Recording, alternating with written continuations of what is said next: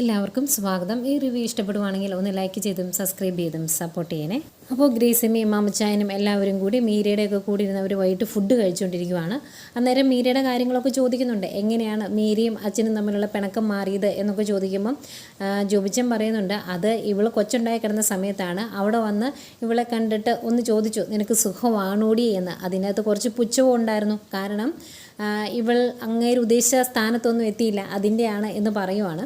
അന്നേരം മീര പറയുന്നുണ്ട്, അത് അച്ഛന് ഇപ്പോഴും സങ്കടമാണ്. കാരണം ഞാനൊരു IAS എടുക്കണമെന്നും അല്ലെങ്കിൽ IPS എടുക്കണമെന്നും ഒക്കെ ആയിരുന്നു അച്ഛൻ്റെ ആഗ്രഹം. അതൊന്നും സാധിച്ചില്ലല്ലോ. ഇപ്പോൾ ഒരു യൂണിവേഴ്സിറ്റി ക്ലർക്കായിട്ടിരിക്കുമല്ലേ, അത് അച്ഛന് സഹിക്കാൻ പറ്റുന്നില്ല, അതുകൊണ്ടാണ് എന്ന് പറയുമ്പം ഗ്രേസിയമ്മ ചോദിക്കുന്നുണ്ട്, അങ്ങനെ ഒരു ആഗ്രഹം ഉണ്ടായിരുന്നോ മനസ്സിലെന്ന്.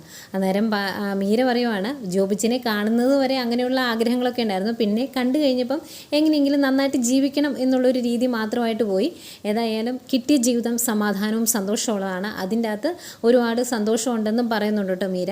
അതായത് ഇങ്ങനെയുള്ള കുഞ്ഞു കുഞ്ഞു വർത്തമാനങ്ങളൊക്കെ പറഞ്ഞ് ഭക്ഷണം കഴിച്ചുകൊണ്ടിരിക്കുമ്പോഴാണ് മീരയുടെ അച്ഛൻ വിളിക്കുന്നത്. ഫോൺ എടുത്ത് കഴിയുന്നത് DYSP പറയുന്നുണ്ട്, മോള് പറഞ്ഞതനുസരിച്ച് ഞാൻ ആ പെൺകുട്ടിയെ സ്റ്റേഷനിൽ പോയി കണ്ടു. അവളോട് സംസാരിച്ചപ്പം അവൾ വലിയ കുഴപ്പക്കാരിയല്ല എന്ന് തോന്നിയതുകൊണ്ട് പോലീസ് അകമ്പടിയോടുകൂടി തന്നെ ആ കുട്ടിയെ വീട്ടിൽ കൊണ്ടുവിടാൻ ഏർപ്പാടാക്കിയിട്ടുണ്ട് എന്ന് പറയുമ്പം ഒരുപാട് നന്ദിയുണ്ട് അച്ഛാ, അതൊരു പാവം പെൺകുട്ടിയാണ് എന്ന് പറയുമ്പം DYSP പറയുന്നുണ്ട്, ഞാൻ ഇതുവരെ ഒരു ശുപാർശയും സ്വീകരിക്കാറില്ലായിരുന്നു എന്ന് നിനക്കറിയാലോ, പിന്നെ ഈ ഒരു കേസ് ഞാൻ ഇടപെട്ടെന്നേ ഉള്ളൂ എന്ന് പറയുവാണ്. എന്നിട്ട് മീര പറയുന്നുണ്ട്, അച്ഛാ ഇത് വേറെ ഒന്നും കൊണ്ടല്ല, നിരപരാധിയായ ഒരു പെൺകുട്ടി ശിക്ഷിക്കപ്പെടരുത്, അതുകൊണ്ടല്ലേ എന്ന് വയ്ക്കുമ്പം അതുകൊണ്ടാണ് ഞാനും പോയി ഇടപെട്ടത് എന്ന് പറയുന്നു. എന്നിട്ട് അതിൻ്റെ കൂടെ DYSP പറയുന്നുണ്ട്, ഞാൻ ആ പെൺകുട്ടിയെ കണ്ടു, അവൾ ഒരു വേലക്കാരിയുടെ രീതിയൊന്നും അല്ല അവൾക്കുള്ളത്, നല്ല ധൈര്യമുള്ള പെൺകുട്ടി, ആത്മാഭിമാനമുള്ള പെൺകുട്ടി, അതെങ്ങനെ ആ വീട്ടിൽ വേലക്കാരിയായി വന്ന് പെട്ടു എന്ന് ചോദിക്കുവാണ്. അന്നേരം അങ്ങനെയുള്ള കാര്യങ്ങളൊന്നും എനിക്ക് അറിയത്തില്ല, ആ കുട്ടിയെ അറിയാവുന്ന ഒരു അങ്കിൾ ഇവിടെ ഇരിപ്പുണ്ട്, ഞാൻ കൊടുക്കാമെന്ന് പറയും. അങ്ങനെ മാമച്ചായൻ്റെ കയ്യിലോട്ട് കൊടുക്കുവാണ്. അന്നേരം മാമച്ചായൻ പറയുന്നുണ്ട്, അവരിങ്ങനെ ഒരു അനാഥാലയത്തിൽ വളർന്നതാണ്, അവിടെ 2 പെൺകുട്ടികൾ ചേച്ചി അനിയത്തിമാരെ പോലെ ഒരുപാട് സ്നേഹിച്ച് വളർന്നതാണ്, അതിലൊരു പെൺകുട്ടിയാണ് ഞങ്ങൾ വീട്ടിൽ നിർത്തിയേക്കുന്നത്. അവൾ ചേച്ചി പോലെ സ്നേഹിക്കുന്ന ആളാണ് അലീന. അതുമാത്രമല്ല, അലീന ഇപ്പം നിൽക്കുന്ന വീട്ടിൽ അവൾക്ക് ഒരു ബന്ധമുണ്ട്, ആ കുടുംബത്തിലൊരു അംഗമാണ്, അത് ആ വീട്ടിലുള്ള പലർക്കും അറിയാൻ മേല, അങ്ങനെ ഒരു രഹസ്യം കൂടി ഇതിൻ്റെ പിന്നാമ്പുറത്തുണ്ട് എന്ന് പറയുമ്പം അതെന്തൊരു രഹസ്യമാണ്, അതെനിക്കൊന്ന് അറിയണമെന്നുണ്ടല്ലോ, ഇൻട്രസ്റ്റിംഗ് ആണല്ലോ എന്നിങ്ങനെ പറയുക. അന്നേരം മാമച്ചായൻ പറയുന്നുണ്ട്, ഒരു ദിവസം ഞങ്ങളെല്ലാവരുടെ സാറിനെ വന്ന് കാണാം, അന്ന് ഈ കഥകളൊക്കെ പറയാമെന്നും പറയുന്നു. പിന്നെ നന്ദിയൊക്കെ പറഞ്ഞ് അവർ ഫോൺ വയ്ക്കുവാണ്. ഫോൺ വെച്ച് കഴിയുമ്പോൾ മീരയും ചോദിക്കുന്നുണ്ട് കേട്ടോ, ഈ അലീനയുടെ ജീവിതത്തിലെ ആ സ്റ്റോറി എന്താണ്, അതറിയാൻ ഒരാഗ്രഹമുണ്ട് എന്ന് പറയുമ്പം ഗ്രേസിയമ്മ പറയുന്നുണ്ട്, അത് പറയണമെങ്കിൽ കുറേ കാര്യങ്ങൾ പറയണം, ഇപ്പം പറഞ്ഞ് ശരിയാക്കിയില്ല, പിന്നീട് ഒരിക്കൽ പറയാമെന്ന് പറയുമ്പോൾ പറയണം കേട്ടോ, എനിക്ക് കേൾക്കാൻ ഭയങ്കര ഒരു ഇൻട്രസ്റ്റ് തോന്നുവാണെന്ന് മീര പറയുന്നുണ്ട്. അങ്ങനെ സംസാരിച്ച് സന്തോഷത്തോടെ അവരിയ്ക്കുന്നു. പിന്നെ കാണിക്കുന്നത് അലീനയെ കൊണ്ടുവിടാനായിട്ട് SIയും CAയും കൂടി നെടുമ്പുരിയിലേക്ക് വരുവാണ്. അന്നേരം ഗേറ്റ് കുറ്റിയിട്ടേക്കും കേട്ടോ. അന്നേരം അതൊന്ന് തുറക്കാൻ വേണ്ടി ഓണടിക്കുന്നുണ്ട്. കുറേ നേരം ഓണടിച്ച് കഴിയുമ്പോൾ അലീന പറയുന്നുണ്ട്, ആരും വന്ന് തുറക്കില്ല സാർ, കാരണം 2 പെൺകുട്ടികൾ മാത്രമേ അകത്തുള്ളൂ, അവർ പേടിച്ചിരിക്കുമായിരിക്കും, അതുകൊണ്ട് ആരും വന്ന് തുറക്കുകയില്ല, എന്നെ ഇവിടെ ഇറക്കി വിട്ടാൽ മതി, ഞാൻ അകത്തേക്ക് കയറി പൊയ്ക്കോളാം എന്ന് പറയും. അന്നേരം CA പറയുന്നുണ്ട്, അത് വേണ്ട, നിന്നെ വീട്ടിൽ കൊണ്ട് വിടണം എന്നാണല്ലോ DYSP പറഞ്ഞത്, ആ സ്ഥിതിക്ക് കോമ്പൗണ്ടിൽ തന്നെ കയറ്റി വിട്ടേക്കാം, ഇനി ഇവിടെ വിട്ടിട്ട് നിന്നെ ആരെങ്കിലും പിടിച്ചുകൊണ്ട് പോയി പീഡിപ്പിച്ചിട്ടുണ്ടെങ്കിൽ അത് ഞങ്ങളുടെ തലയിലിരിക്കും, അത് വേണ്ട എന്ന് പറയുന്നു. എന്നിട്ട് SIയോട് പറയുവാണ്, ഇറങ്ങിപ്പോയി ഗേറ്റ് തുറക്കാൻ. SIക്കും ദേഷ്യം വരുന്നുണ്ട്, ആ ഇരുന്നിടത്ത് നിന്ന് എഴുന്നേക്കാൻ അതിനും മടി.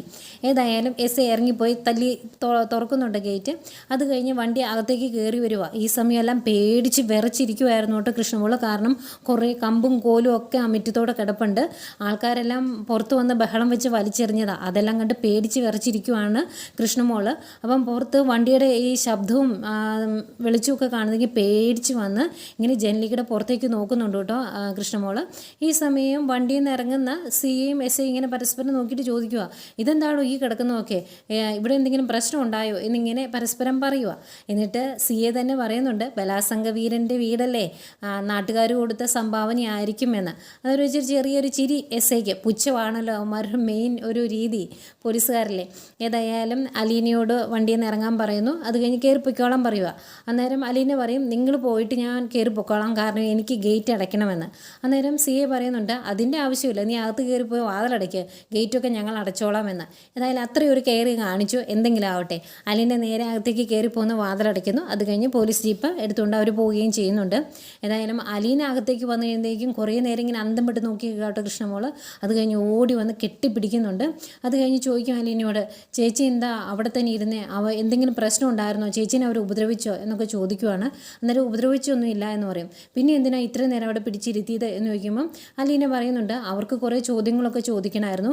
ചില ചോദ്യങ്ങൾ വിവരങ്ങൾ അറിയാനും ചില ചോദ്യങ്ങൾ ഉത്തരം കേട്ട് രസിക്കാനുമായിരുന്നു.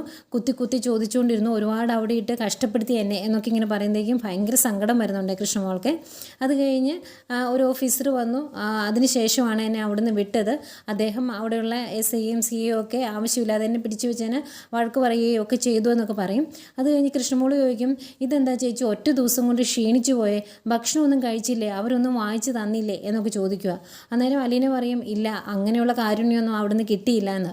അന്നേരം കൃഷ്ണമോൾ പറയും, അതെ അടുക്കളയിൽ ബ്രെഡും അതുപോലെ റസ്കും ഒക്കെ ഇരിപ്പുണ്ട്, മുട്ടയുണ്ട്, ഞാൻ എന്തെങ്കിലും ഉണ്ടാക്കി കൊണ്ടുതരാം, ചേച്ചി ഇവിടെ ഇരിക്കുകയെന്ന് പറയും. അന്നേരം അലീന അതിൻ്റെ ആവശ്യമില്ല, ഞാനിവിടെ വന്ന് ഉണ്ടാക്കിക്കോളാം എന്ന് പറയും.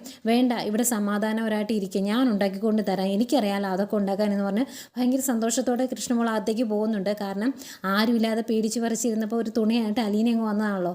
ബബിത മുകളിലത്തെ റൂമിൽ നിന്ന് പുറത്തേക്ക് ഇറങ്ങിയാല, പുറത്ത് വണ്ടി വന്ന് നിൽക്കുന്ന സൗണ്ട് കേട്ടുകൊണ്ടായിരിക്കും ഓടി ഇറങ്ങി വന്ന് സ്റ്റെയർ കേസിൽ നിന്നുകൊണ്ട് അലീന ഒന്ന് തുറിച്ച് നോക്കും കുറച്ച് നേരം. എന്നിട്ട് നേരെ തിരിച്ച് കയറി പോവുകയാണ് ചെയ്യുന്നത്. ഒരു വിവരം അന്വേഷിക്കുന്നു ചോദിക്കുന്നു ഒന്നുമില്ല. ഏതായാലും ഇതെല്ലാം കഴിഞ്ഞ് ആകെ വിഷമിച്ച് ഇങ്ങനെ ഓരോന്നോർത്ത് നിൽക്കുന്ന അലീനെ കാണിക്കുന്നുണ്ട്. അപ്പോഴത്തേക്കും രേവതി കുട്ടി അലീനെ വിളിക്കും. എന്നിട്ട് ചേച്ചി എവിടെ, വീട്ടിലെത്തിയോ എന്ന് ചോദിക്കും. അന്നേരം വീട്ടിലെത്തി എന്ന് പറയും. എന്നിട്ട് അലീന പറയുന്നുണ്ട് അവരെന്നെ അവിടെ പിടിച്ച് വെക്കാൻ വേണ്ടി നോക്കുമായിരുന്നു. അന്നേരം ഒരു പോലീസ് ഓഫീസർ വന്നു, അദ്ദേഹം പറഞ്ഞിട്ടാണ് എന്നെ വിട്ടത്, ഏതായാലും നല്ലൊരു ഓഫീസറായിരുന്നു, അദ്ദേഹം പറഞ്ഞില്ല എന്നെ വിടില്ലായിരുന്നു എന്നൊക്കെ പറയുമ്പം രേവതി കുട്ടി പറയുവാണ്, ആ ഓഫീസർ എങ്ങനെ വന്നതെന്നാ ചേച്ചിയുടെ വിചാരം, ഞങ്ങളാ പറഞ്ഞു വിട്ടത് എന്ന്. അന്നേരം അതെങ്ങനെയാണ് മോളെ എന്ന് ചോദിക്കുമ്പോൾ വിവരങ്ങളൊക്കെ പറയുന്നു. അന്നേരം അലീനയ്ക്ക് ഭയങ്കര സന്തോഷമാവും. അലീന പറയുന്നുണ്ട്, മോളെ അങ്ങനെ ഒരാൾ വന്നില്ലായിരുന്നുവെങ്കിൽ എന്നെ അവരവിടെ ഇട്ട് കഷ്ടപ്പെടുത്തിയേനെ, ഏതായാലും ഒരുപാട് താങ്ക്സ് ഉണ്ട് എന്ന് പറയും. അത് കഴിഞ്ഞ് ഗ്രേസിയമ്മയുടെ കൈ കൊടുക്കാൻ പറയും. ഗ്രേസിയമ്മയുടെ റിലേറ്റീവ് ആണല്ലോ ഇതിനെല്ലാം കാരണം. അതുകൊണ്ട് ഗ്രേസിയമ്മയെ വിളിച്ച് ഗ്രേസിയമ്മയോടും കുറേ താങ്ക്സ് ഒക്കെ പറയും. ഈ ഒരു ഉപകാരം ഞാൻ ഒരിക്കലും മറക്കുകയില്ല, ആൻറ്റിക്ക് ഇങ്ങനെ ചെയ്യാൻ തോന്നിയില്ലോ എന്നൊക്കെ പറഞ്ഞ് കുറേ നന്ദിയൊക്കെ പറയും. അന്നേരം ഗ്രേസിയമ്മ പറയും, ഇവിടെ ആ DYSPയുടെ മോളുണ്ട്, ഞാൻ കൊടുക്കാം, നേരിട്ട് ആ നന്ദി ഇങ്ങ് അറിയിച്ചേരെ എന്ന് പറയും. മീരെ വിളിച്ച് പറഞ്ഞുകൊണ്ട് മാത്രമാണ് അദ്ദേഹം ഇങ്ങനൊരു കാര്യത്തിൽ ഇടപെട്ടത് എന്നുകൂടി പറയുമ്പം കൊടുക്കാൻ പറയും. അങ്ങനെ മീരയുടെ കൈ കൊടുക്കുവാണ്. മീരയുടെ കൈ കൊടുത്ത് കഴിയുമ്പോൾ ചേച്ചി നാട്ടോ വിളിക്കുന്നത് അലീന. എന്നിട്ട് പറയുന്നുണ്ട്, ചേച്ചിന്ന് വിളിക്കാവോ എന്ന് എനിക്ക് അറിയില്ല, ഒരു റെസ്പെക്റ്റ് കൊണ്ട് ഞാൻ വിളിക്കുന്നതാണ് എന്നൊക്കെ പറഞ്ഞിട്ട് മീരയോടും കുറേ നന്ദിയൊക്കെ പറയും. എന്നിട്ട് പറയുന്നുണ്ട്, നല്ലൊരു പോലീസ് ഓഫീസറും അച്ഛനും ഒക്കെയായിരുന്നു അദ്ദേഹം, അതുകൊണ്ടാണ് ഇതുപോലെ വന്ന് അവിടെ നിന്ന് പെരുമാറാൻ പറ്റിയത്. എന്നെ അവിടെ പിടിച്ചു വെച്ചതിന് അവിടെയുള്ള ഓഫീസറെയൊക്കെ വഴക്ക് പറഞ്ഞു, അങ്ങനെയൊന്നും ചെയ്യരുത് എന്ന് പറഞ്ഞു, ഒരുപാട് നന്ദിയുണ്ട് എന്നൊക്കെ പറയുമ്പം മീര പറയുന്നുണ്ട്, ഏതായാലും കാര്യങ്ങളൊക്കെ നടന്നല്ലോ, അവിടുന്ന് പുറത്തേക്ക് പോരാൻ പറ്റിയില്ലോ പോലീസ് സ്റ്റേഷനിൽ നിന്ന്, നല്ല കാര്യം എന്നൊക്കെ പറഞ്ഞ് മീര കുറേ സംസാരിക്കുന്നു. അത് കഴിഞ്ഞ് ഫോൺ വയ്ക്കുവാണ്. ഫോൺ വെച്ച് കഴിയുമ്പം ജോബിച്ചൻ പറയുന്നുണ്ട്, അതെ ഇതിൻ്റെ അകത്ത് എനിക്കും കുറച്ച് പങ്കൊക്കെ ഉണ്ട്, നിങ്ങളാരും എന്നോട് നന്ദി പറഞ്ഞില്ല, കാരണം ഇപ്പം ഇവൾ DYSPയുടെ മകളല്ല, എൻ്റെ ഭാര്യയാണ് എന്നിങ്ങനെ പറയുന്നുണ്ട്. അന്നേരം എല്ലാവരും അതൊക്കെ കേട്ടൊന്ന് ചിരിച്ച് സന്തോഷിച്ച് നിൽക്കുന്ന കാണിച്ചുകൊണ്ടാണ് ഇന്നത്തെ എപ്പിസോഡ് അവസാനിക്കുന്നത്. പിന്നീട് നാളത്തെ പ്രമോ കാണിക്കുന്നുണ്ട്. ആ പ്രമോയിൽ രാവിലെ തന്നെ പത്രം വന്നിട്ടുണ്ട്, പത്രത്തിൽ എല്ലാ വിവരങ്ങളും ഉണ്ട്. അവന്മാർ 4 എണ്ണം ട്രൗസർ ഇട്ടുകൊണ്ട് നിൽക്കുന്ന ഫോട്ടോസ് ഇത് എല്ലാ വിവരം എഴുതി കൊടുത്തിട്ടുണ്ട്. അതിൻ്റെ കൂടെ CI ഒരു ദേഷ്യം അലീനയോടുണ്ടായിരുന്നു അങ്ങ് തീർത്തിട്ടുണ്ട്. എല്ലാ വിവരങ്ങളും അലീനെ രോഹിത്ത് പീഡിപ്പിക്കാൻ ശ്രമിച്ചു എന്നുള്ള ആ വാർത്ത സഹിതം ന്യൂസിൽ കൊടുത്തിട്ടുണ്ട്. അത് ഒതുക്കി തീർക്കാൻ വേണ്ടി ബാലേന്ദ്രൻ പണം എറിയുമായിരുന്നു. ഒരു വൻ ചെക്ക് എഴുതി അലീനയ്ക്ക് കൊടുത്താണ് കേസ് ഒതുക്കിയത് എന്നുള്ള രീതിയിലൊക്കെ വാർത്ത ന്യൂസായിട്ട് വന്നിട്ടുണ്ട്. അതൊക്കെ അറിഞ്ഞ് ആകെ സങ്കടപ്പെട്ട് പൊട്ടിക്കരയുവാണ് കൃഷ്ണമോൾ. കാരണം ഈ ഫോട്ടോയും വാർത്തയും എല്ലാം പുറത്ത് എല്ലാവരും അറിഞ്ഞു, ഇനി എങ്ങനെ പുറത്തിറങ്ങും എന്ന് പറഞ്ഞ് സങ്കടപ്പെട്ട് കരയുന്നു. അതുപോലെ ആദ്യമായിട്ട് മകൻ്റെ പ്രവൃത്തി കൊണ്ട് പൊട്ടിക്കരയുന്ന വൈജയന്തിയും കാണിക്കുന്നുണ്ട്. പേപ്പറും പിടിച്ച് കരഞ്ഞ് സങ്കടപ്പെട്ട് എല്ലാവരുടെയും മുഖത്ത് നോക്കാൻ നാണക്കേടായിട്ടിരിക്കുന്ന വൈജയന്തിയും അതുപോലെ സങ്കടത്തോടെ കിടക്കുന്ന ബാലേന്ദ്രനെയും കാണിക്കുന്നുണ്ട്. ബാലേന്ദ്രനെ അലീന അടുത്ത് ചെന്ന് ആശ്വസിപ്പിക്കുന്നുണ്ട്, അച്ഛൻ വിഷമിക്കേണ്ട, ഇനിയിപ്പോൾ അച്ഛനും ഇതിൻ്റെ അകത്ത് ഒന്നും ചെയ്യാനില്ല, നമുക്ക് എന്തെങ്കിലും ചെയ്യാൻ സാധിക്കുമായിരുന്നെങ്കിൽ ചെയ്യാമായിരുന്നു, വിഷമിക്കേണ്ട എന്ന് പറഞ്ഞ് ആശ്വസിപ്പിക്കുന്ന അലീനയെ കാണിക്കുന്നുണ്ട്. എന്തായാലും ഇതൊക്കെയാണ് പ്രമോ ആയിട്ടും കാണിച്ചത്.